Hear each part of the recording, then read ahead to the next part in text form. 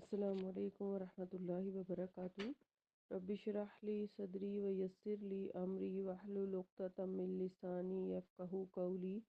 ربنا زدنا علما، اللہم فقہنا فی الدین، اللہم ارنا الحق حقا وارزقنا اتباعہ وارنا الباطل باطلا وارزقنا اجتنابہ۔ آیت نمبر 16 تک سورہ النساء کی ہم نے پڑھا تھا، ریکیپ کر لیتے ہیں۔ اعوذ باللہ من الشیطان الرجیم، بسم اللہ الرحمن الرحیم۔ تلک حدود اللہ ومن یطع اللہ ورسولہ یدخلہ جنات تجری من تحتها الانہار خالدین فیہا وذالک الفوز العظیم۔ یہ اللہ کی حدود ہیں، یعنی یہ جو پیچھے ہم نے وراثت کے قوانین پڑھے ہیں ان کے بارے میں کہا جا رہا ہے کہ یہ اللہ کی حدود ہیں۔ جو شخص اللہ اور اس کے رسول کی اطاعت کرے گا وہ اسے ایسے باغوں میں داخل کرے گا جن کے نیچے نہریں بہہ رہی ہیں، نہریں جاری ہیں، وہ ان میں ہمیشہ رہیں گے، اور یہ بہت بڑی کامیابی ہے۔ اور جو اللہ اور اس کے رسول کی نافرمانی کرے اور اللہ کی حدود سے آگے نکل جائے، خصوصاً یہاں پر وراثت کے حوالے سے کہا جا رہا ہے، تو وہ اسے دوزخ میں داخل کرے گا جس میں وہ ہمیشہ رہے گا اور اسے رسوا کرنے والا عذاب ہوگا۔ اور تمہاری عورتوں میں سے جو بدکاری کی مرتکب ہوں ان پر اپنے میں سے 4 آدمیوں کی گواہی لو، اور اگر وہ گواہی دے دیں تو انہیں گھروں میں بند رکھو تا آن کے انہیں موت آ جائے یا اللہ ان کے لیے کوئی اور راہ پیدا کر دے، یعنی کوئی دوسری سزا تجویز ہو جائے۔ اور تم میں سے جو مرد اور عورت اس فعل کا ارتکاب کریں، یعنی زنا اور سحاق کی بات ہو رہی ہے، تو انہیں ایذا دو، پھر اگر وہ توبہ کر لیں اور اپنی اصلاح کر لیں تو ان کا پیچھا چھوڑ دو۔ ان اللہ کان تواب الرحیم، بے یقیناً اللہ تعالیٰ توبہ قبول کرنے والا اور رحم فرمانے والا ہے۔ آج کی آیات، اب یہاں پیچھے زنا اور سحاق کے بارے میں ہم نے پڑھا، اسی ریفرنس میں اب یہاں پر بات کی جا رہی ہے کہ انما التوبۃ علی اللہ للذین یعملون السوء بجہالۃ ثم یتوبون من قریب فاولئک یتوب اللہ علیہم وکان اللہ علیما حکیما۔ اللہ پر قبولیت توبہ کا حق صرف ایسے لوگوں کے لیے ہے جو نادانستہ جب کوئی برا کام کر بیٹھتے ہیں پھر جلد ہی توبہ کر لیتے ہیں۔ اللہ ایسے ہی لوگوں کی توبہ قبول کرتا ہے، اور اللہ سب کچھ جاننے والا اور حکمت والا ہے۔ تو توبہ کس کی قبول ہوتی ہے اور کس کی نہیں ہوتی؟ گویا اس آیت میں اللہ تعالیٰ نے توبہ کی قبولیت کے لیے 2 باتوں کی قید لگا دی۔ ایک تو یہ کہ وہ گناہ عذرائے نادانی، جہالت یا نادانستہ طور پر سرزد ہوا ہو، اور دوسرے یہ کہ اس قصوروار کو بعد میں جلدی ہی اپنی غلطی کا احساس ہو جائے اور وہ اللہ کے حضور توبہ کر لے۔ اگر اس کے برعکس معاملہ، یعنی گناہ بھی دانستہ طور پر یعنی جان بوجھ کر کیا ہو اور اللہ کے احکام پر دلیر ہو کر کیا گیا ہو، گناہ تو یا پھر گناہ تو غلطی سے واقع ہو گیا ہو مگر توبہ میں جان بوجھ کر دیر کی جائے، تو ایسی صورتوں میں توبہ کے قبول ہونے کے امکانات کم ہو جاتے ہیں۔ تو اس آیت سے کیا پتہ چلا کہ جان بوجھ کے گناہ نہیں کرنا چاہیے، غلطی سے اگر گناہ ہو جائے تو اس کی فوراً اللہ سے معافی مانگنی چاہیے۔ ہمیں بولنا چاہیے اللہم اغفر لی ذنبی، اللہ میرے گناہ معاف فرما دے۔ اگلی آیت، آیت نمبر 18، وَلَيْسَتِ التَّوْبَةُ لِلَّذِينَ يَعْمَلُونَ السَّيِّئَاتِ حَتَّى إِذَا حَضَرَ أَحَدَهُمُ الْمَوْتُ قَالَ إِنِّي تُبْتُ الْآنَ وَلَا الَّذِينَ يَمُوتُونَ وَهُمْ كُفَّارٌ اولئک اعتدنا لہم عذابا علیما۔ توبہ ان لوگوں کے لیے نہیں جو برے کام کرتے رہتے ہیں، حتیٰ کہ ان میں سے جب کسی کی موت آ جاتی ہے تو کہنے لگتا ہے کہ میں اب توبہ کرتا ہوں، اور نہ ان لوگوں ہی کے لیے ہے جو کفر ہی کی حالت میں مر جاتے ہیں۔ ایسے لوگوں کے لیے ہم نے دردناک عذاب تیار کر رکھا ہے۔ جب انسان پر نزع کا یعنی موت کا عالم طاری ہو جائے، وہ موت کے آثار دیکھ لے اور اسے روح قبض کرنے والے فرشتے نظر آنے لگیں، تو توبہ کا وقت ختم ہو چکا، کیونکہ اب وہ دارالامتحان سے نکل کر دارالآخرت کی سرحد پر کھڑا ہے، اور توبہ ایک عمل ہے جس کا وقت گزر چکا ہے۔ اس آیت میں 2 طرح کے لوگوں کا ذکر ہے۔ ایک وہ جو تھے تو مسلمان مگر ساری عمر گناہ کرتے کرتے ہی گزار دی، اور دوسرے وہ جو کافر تھے پھر اسی کفر کی حالت میں مر گئے۔ دونوں طرح کے لوگوں کے لیے دردناک عذاب ہے۔ ان 2 آیات میں 4 قسم کے لوگوں کی توبہ کا ذکر ہے۔ ایک وہ جس نے غلطی سے گناہ کیا، مگر جب اسے معلوم ہو گیا تو اس نے فوراً توبہ کر لی۔ ایسے لوگوں کے متعلق فرمایا انما التوبۃ علی اللہ، اور اللہ کا لفظ سے معلوم ہوتا ہے کہ ایسے لوگوں کی توبہ قبول کرنا اللہ پر واجب ہے، یا وہ ضرور توبہ قبول کرتا ہے، اور یہ بھی اللہ کی مہربانی ہے کہ اس نے ایسے لوگوں کی توبہ قبول کرنا اپنے لیے واجب کر لیا، ورنہ وہ تو مختار مطلق ہے۔ اور دوسری قسم عدم شرط سے پیدا ہو جاتی ہے، یعنی وہ لوگ جو گناہ تو غلطی سے کرتے ہیں، مگر معلوم ہو جانے پر توبہ میں جلدی نہیں کرتے بلکہ تاخیر کرتے رہتے ہیں، ٹالتے رہتے ہیں۔ ایسے لوگوں کی توبہ قبول کرنے کا اللہ نے کوئی وعدہ نہیں کیا، چاہے تو قبول کر لے اور چاہے تو نہ کرے۔ تیسری قسم اس مسلمان کی ہے جسے عمر بھر توبہ کا خیال ہی نہیں آیا، اور اگر خیال آیا بھی تو موت کے وقت۔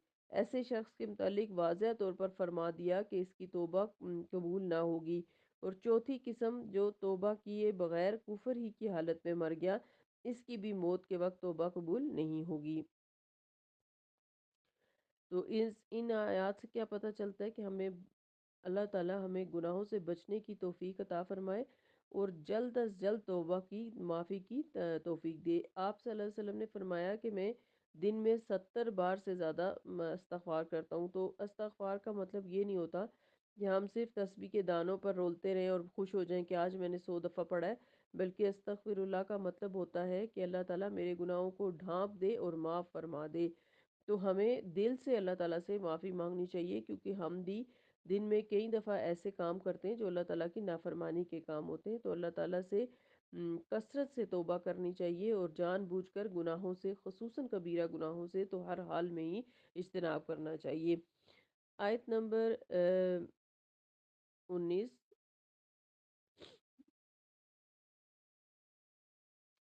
یہ اے ایمان والو، یا ایھا الذین آمنوا لا یحل لکم ان ترثوا النساء کرہا ولا تعضلوہن لتذہبوا ببعض ما آتیتموہن الا ان یاتین بفاحشۃ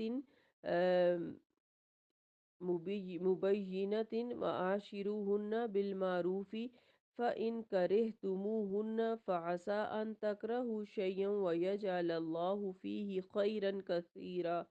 اے ایمان والو، تمہارے لیے یہ جائز نہیں کہ تم زبردستی عورتوں کے وارث بن بیٹھو، اور نہ انہیں اس لیے روکے رکھو کہ جو مال حق کے مہر وغیرہ تم انہیں دے چکے ہو اس کا کچھ حصہ اڑا لو، یعنی ان سے واپس لے لو یا ان کو دو ہی نہ، الا یہ کہ وہ سری بد چلنی کا ارتکاب کریں اور ان کے ساتھ بھلے طریقے سے زندگی بسر کرو۔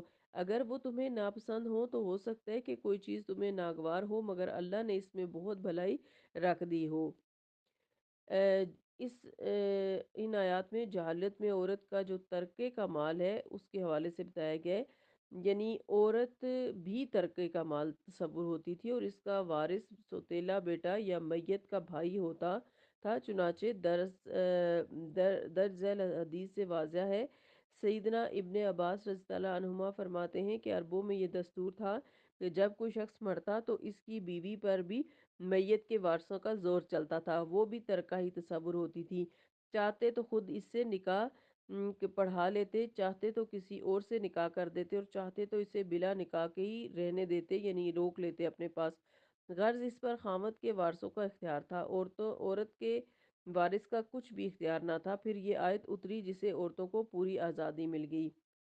پھر اور انہیں اس لیے روکے رکھو کہ جو مال حق مہر کے وغیرہ تم انہیں دے چکے ہو اس کا کچھ حصہ اڑا لو، الا یہ کہ وہ سری بد چلنی کا ارتکاب کریں، یعنی انہیں گھر میں قید رکھنے کا اختیار صرف اس صورت میں ہے کہ بدکاری کا ارتکاب کریں، یعنی کہ زنا وغیرہ، جیسا کہ اسی صورت کی آیت 15 میں گزر چکا ہے۔ اور یہ حکم عام ہے، صرف ان سوتیلی ماؤں کے لیے نہیں ہے جو تمہارے باپوں کی نکاح میں تھی، ورنہ صرف مال ہتھیانے کے لیے عورتوں کو روکے رکھنا کسی صورت بھی جائز نہیں ہے، اور ان کے ساتھ بھلے طریقے سے زندگی بسر کرو، اور وہ تمہیں اگر ناپسند بھی ہو تو ہو سکتا ہے کہ کوئی چیز تمہیں ناگوار ہو، مگر اللہ نے اس میں بہت بھلائی رکھ دی ہو۔ تو اس میں کیا بتایا جا رہا ہے؟ ایک یہ بتایا جا رہا ہے کہ اپنی بیویوں سے حسن معاشرت کے سلسلے میں درج ذیل ارشادات نبوی ہم دیکھ لیتے ہیں کہ बीवियों से हुस्न माशरत। रसूलुल्लाह सल्लल्लाहु अलैहि वसल्लम ने फरमाया, मोमिनों में सबसे कामिल शख्स वो है जिसके इखलाक अच्छे हों, और तुम में से बेहतर वो लोग हैं जो अपनी बीवियों के हक में अच्छे हैं। फिर रसूलुल्लाह सल्लल्लाहु अलैहि वसल्लम ने खुतबा हज्जतुल विदा के दौरान फरमाया, औरतों के मामले में अल्लाह से डरते रहना, क्योंकि तुमने इन्हें अल्लाह की जिम्मेदारी पर हासिल किया है और इनकी शर्मगाहों को अल्लाह के कलमे के साथ हलाल किया है। तुम्हारा इन पर यह हक है कि वो तुम्हारे बिस्तर पर किसी ऐसे शख्स को ना आने दें जिसे तुम नापसंद करते हो। फिर अगर वो ऐसा करें तो तुम इन्हें मार सकते हो, लेकिन इस तरह के इन्हें चोट ना आए। और इनका तुम पर हक ये है कि तुम इन्हें दस्तूर के मुताबिक खुराक और पोशाक मुहैया करो। तीसरी हदीस है, रसूलुल्लाह सल्लल्लाहु अलैहि वसल्लम ने फरमाया, कोई मोमिन अपनी मोमिना बीवी से बुग़्ज़ ना रखे। अगर इसे इसकी कोई आदत नापसंद होगी तो ज़रूर कोई दूसरी पसंद भी होगी। ये सही मुस्लिम की हदीस है। चौथी हदीस है, रसूलुल्लाह सल्लल्लाहु अलैहि वसल्लम ने फरमाया, औरत पसली की तरह है, अगर तुम इसे सीधा करने की कोशिश करोगे तो इसे तोड़ दोगे, और अगर इससे फ़ायदा उठाना चाहो तो इसी हालत में उठाओ जबकि इसमें कजी मौजूद है। ये सही बुखारी की हदीस है। तो इन हदीस से क्या पता चलता है कि बीवियों के साथ हुस्न सलूक के साथ रहने का मामला करना चाहिए, यही हुक्म है। फिर फरमाया कि व इन अरदतुमुस्तिबदाला ज़ौजिन मकान ज़ौजिन व आतईतुम इहदाहुन्ना किंतारन फला ताखुजू मिनहु शैया अताखुजूनहु बुहताना व इस्मा मुबीना, कि अगर तुम एक बीवी की जगह दूसरी बीवी लाना चाहो और तुमने इसे यानी अपनी बीवी को ख्वाह ढेर माल दे दिया हो तो इसमें से कुछ भी वापस ना लो। क्या तुम इस पर बहतान रख कर और सरी गुनाह के मुर्तकिब होकर इससे माल लेना चाहते हो? अब इस हुक्म में क्या कहा जा रहा है कि तुम्हारी बीवी खूबसूरत या तालीम याफ्ता तो नहीं, मगर वो कफ़ायत शार है और अमूर खानादारी से खूब वाकिफ़ है और तंगी तुर्शी में खामद को नाजायज़ तंग नहीं करती, बल्कि इसकी अतात गुजार और फर्मा बरदार है। अब अगर मर्द महज किसी औरत को इसकी खूबसूरती की वजह से अपने घर में लाना और इसे रुखसत करना चाहता है, तो मुमकिन है कि वो खूबसूरत औरत मुतालबात से अपने खामद के नाक में दम कर दे, कफ़ायत शार भी ना, और घर की सफाई और अमूर खानादारी के लिए शोर से किसी मुलाजिम या मुलाजमा का तालबा कर दे और इस पर जीना हराम कर दे। लिहाजा जो कुछ तुम्हारे पास है इसी पर इत्तेफाक और कराहत करो और इससे निभाने की और हुस्न सलूक की हद्दुल इम्कान कोशिश करो, और अपनी घरेलू ज़िंदगी को बिगाड़ने के बजाय इसमें इस्लाह पैदा करने की कोशिश करो। और फिर फरमाया कि क्या तुम इसे सरी बुहतान लगाकर गुनाह के मुर्तकिब होकर इससे माल लेना चाहते हो, यानी तलाक देते वक्त औरत से माल हथियाने की कोशिश कर रहे हो। यहाँ देने से मुराद सिर्फ हक मेहर नहीं, इसके अलावा भी जो कुछ तुम अपनी बीवियों को दे चुके हो वो हरगिज़ वापस नहीं लेना चाहिए। बीवी का तो खैर हक भी बहुत है। इंसान अगर किसी दूसरे शख्स को कोई चीज़ दे तो इसे वो वापस नहीं लेनी चाहिए, क्योंकि रसूलुल्लाह सल्लल्लाहु अलैहि वसल्लम ने फरमाया, अपने हिब्बे यानी तोहफे और दूसरी रिवायात के मुताबिक अपने सदक़े को वापस लेने वाला इस कुत्ते की तरह है जो कह करके वापस उसे चाट ले। ये सही बुखारी की हदीस है। और ये बहतान और सरी गुनाह इस लिहाज से है कि गुनाह के निकाह के वक्त तुमने भरी मजलिस में गवाहों के सामने हक महर की अदायगी का इकरार किया था। लिहाजा औरत से पूरा हक महर या इसका हिस्सा, कुछ हिस्सा या हिबा करदा चीज़ें वापस लेना या वापस लेने के लिए तरह तरह के हथकंडे इस्तेमाल करना बदतरीन जुर्म है। बल्कि अल्लाह का हुक्म तो ये है कि तुम अगर इन्हें तलाक देते हो तो तलाक देते वक्त इन्हें मज़ीद कुछ दे दिलाकर भले तरीके से रुखसत करो, चाहे जाए कि तुम पहले से दिए हुए में से भी कुछ लेने की कोशिश करो। तो आप देखिए कि इन आयात से पता चलता है कि अल्लाह ताला किस कदर औरतों को प्रोटेक्ट कर रहे हैं। फरमाया आयत 21 में, व कैफ़ ताखुज़ूनहु वक़द अफ़ज़ा बाज़ुकुम इला बाज़िन व अख़ज़ना मिनकुम मीसाकन गलीज़ा, और तुम ले भी कैसे सकते हो, यानी जो कुछ तुमने उन्हें तोहफे तहाइफ और हक महर दिया हुआ है, जबकि तुम एक दूसरे से लुत्फ़ अंदोज़ हो चुकी हो और वो तुमसे पुख्ता अहद ले चुकी है। तो इससे क्या पता चलता है कि औरतों के साथ यानी अपनी बीवियों के साथ अच्छा मामला करो, और ये किसी औरत को छोड़कर किसी दूसरी औरत को महज खूबसूरती की बिना पर लाना, ये कोई इतनी आसान बात नहीं है। इसमें इस्लाम ने एक औरत के हकूक़ प्रोटेक्ट किए हैं کہ اگر صرف اس کے اندر خوبصورتی نہ ہونے کی وجہ سے تم اسے چھوڑ رہے ہو تو تم اس کو دیے ہوا کوئی بھی چیز اس سے واپس نہیں لے سکتے۔ یہ بات کہہ کے اللہ تعالیٰ نے عورت کو پروٹیکشن دی ہے۔ اور قرآن پاک میں کئی مقامات پر اور خواتین کو اسی طریقے سے حق و حقوق دلائے گئے ہیں، جبکہ ہماری خواتین عام طور پر یہ شکوہ کرتی ہوئی نظر آتی ہیں کہ اسلام نے ہمیں حقوق نہیں دیے۔ لیکن آپ دیکھیں کہ پورے قرآن پاک کے اندر سورہ النساء جو صورت ہے، اس کا مطلب ہی عورتیں ہیں، خواتین ہیں۔ تو اللہ تعالیٰ نے خواتین کے لیے ایک الگ سے صورت نازل کر دی، جبکہ پورے قرآن میں کوئی صورت الرجال یعنی مردوں کے نام سے نہیں آئی۔ تو اس سے بھی پتہ چلتا ہے کہ اللہ تعالیٰ نے یعنی اسلام نے اللہ تعالیٰ نے عورتوں کو کتنے زیادہ حقوق دیے ہیں اور ان کو پروٹیکشن دی ہے ہر لحاظ سے۔ جیسے کہ ہم وراثت کے قوانین پڑھ رہے تھے، تو اس میں بھی جو مرد کو 2 حصے اور عورت کو 1 حصہ دیا گیا۔ تو عام طور پہ اس بات کو بھی ایشو بنایا جاتا ہے کہ یہ عورتوں کے ساتھ زیادتی ہے، حالانکہ اس کی وجہ بتا دی گئی کہ عورت جو ہے اس کو باپ کی طرف سے 1 حصہ ملتا ہے، لیکن جب وہ اپنے خامد کے گھر جاتی ہے تو اس کے خامد کو آلریڈی 2 حصے مل چکے ہوتے ہیں۔ اس طرح مرد کو تو 2 ہی حصے ملتے ہیں، لیکن عورت کو 3 حصے ملتے ہیں، ایک باپ سے اور 2 اس کے شوہر کے بھی اسی کے ہی ہوتے ہیں۔ تو اس لیے عورت کے ساتھ کسی قسم کی کوئی زیادتی نہیں کی گئی، جو بھی حقوق ہیں وہ حکمت پر مبنی ہیں۔ اور اگر قرآن پاک کو اچھے طریقے سے سمجھا جائے تو خواتین کو پتہ چلے گا کہ جتنے حقوق ان کو اسلام نے دیے ہیں وہ کبھی کسی مذہب نے عورتوں کو حقوق نہیں دیے۔ اللہ تعالیٰ ہم سب کو توفیق دے کہ ہم قرآن کے ہر حرف کو سمجھ کر پڑھ سکیں اور اس پر بہترین طریقے سے عمل کر سکیں۔ اللہم زیننا بزینت الایمان، اللہم ثبت بکلمہ لا الہ الا اللہ عند الموت، آمین۔ سبحانک اللہم و بحمدک، نشہد ان لا الہ الا انت، نستغفرک و نتوب الیک۔ السلام علیکم ورحمۃ اللہ وبرکاتہ۔